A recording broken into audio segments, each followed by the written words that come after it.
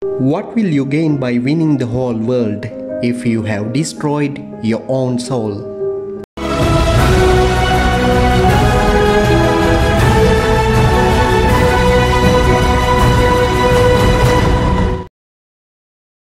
Saint Augustine was born in Carthage in North Africa.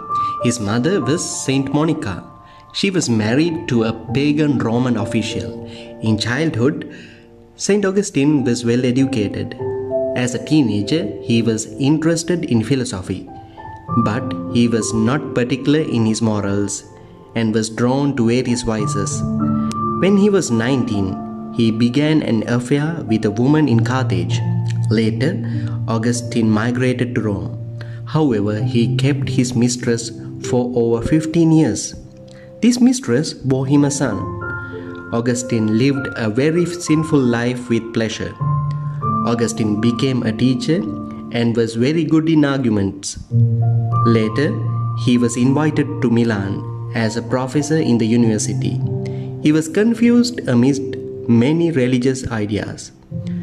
Augustine thought no man can live up to the standards of Christian ideals, so he spent his days seeking pleasure. At Milan, Augustine was fond of listening to the sermons of Saint Ambrose, the Bishop of Milan. Once Augustine met Saint Ambrose. When Saint Ambrose asked him, "What will one gain by winning the whole world if he has destroyed his whole soul?" These words of Saint Ambrose influenced Saint Augustine to come back to Christianity. Augustine got converted. He left his mistress and gave up his sinful life. Later, he embraced priesthood and eventually became the Bishop of Hippo. From Augustine's life, it is clear that one who loses his life for Christ's sake will finally save it. In today's Gospel, Jesus explains that it is necessary for him to go to Jerusalem, that he would suffer and die there. But Peter refused that idea of suffering Messiah and shouted, "God forbid, Lord, no such things shall ever happen to you." Then Jesus rebuked Peter, saying, "Get behind me, Satan. You are an obstacle in my path." Next, Jesus uttered these golden words, "If you want to follow me, deny yourself, take up your cross and follow me."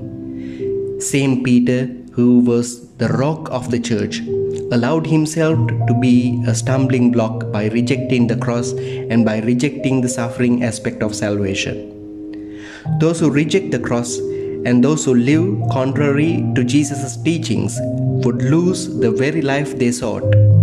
That is why Jesus said, "What will you gain by winning the whole world if you have destroyed your whole soul?" In the first reading today, we see how Jeremiah experienced the burden of his cross.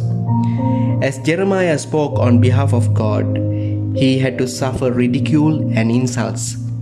According to the worldly point of view, taking God's side and opting to take up the cross is a disgrace. Jeremiah says, "I decided to forget about and speak no more in his name, but his word in my heart becomes like a fire burning. I try to hold it in, but I cannot do it." At times, we also feel like Jeremiah, that my cross is too much for me. But we must note that Jeremiah finally recognized that the way of the cross, the hard way, is the way to salvation. In the second reading today, St. Paul advised Romans, "I urge you, brothers and sisters, by the mercies of God, to offer your bodies as a living sacrifice, holy and pleasing to God." How can we offer ourselves as living sacrifices? We can make that sacrifice only by taking up our daily crosses and following Jesus up to Calvary. Lord wants us to deny our egoism, our selfish motives. St. Paul also advised them, "Don't let yourselves be shaped by the world, but rather be transformed through the renewal of mind."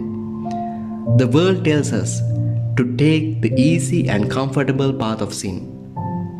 When we are shaped by the worldly ways, we always seek self-gratification, pleasure, and comfort in our bodies. Today, the tendency is to gain the whole world and to preserve one's own life in a selfish manner. Therefore, ideas like cross and suffering are a joke to the world. The children today, they don't like to take up their crosses and follow Jesus. Studying and passing the exams in the honest way is a cross for them. So they refuse the cross of hard work and they try out dishonest ways like cheating and copying. The youth today hate the cross of Christ. They don't like to say no to drugs, pornography, or other vices. They don't like to live with celibacy until they get married. It is a cross for them. So they recourse to easy ways of self-gratification and ruin their precious lives. For many married couples, children are a cross, children are a burden. So they decide not to have children. Their views are shaped by the worldly trends. So they recourse to artificial birth control methods and to abortions. They willfully refuse their crosses. For many adults, earning money by fair means is a cross. They don't like to engage in a good job or in an honest business. They try to engage in illegal businesses, antisocial activities, underworld activities and frauds so that they may make big sum of money easily. But Jesus is asking us today, what will you gain by winning the whole world if you have destroyed your own soul? Therefore, let us take up our daily crosses. Let us take the hard way of holiness and let us follow Jesus Christ in the way of the cross till we gain our real life in heaven.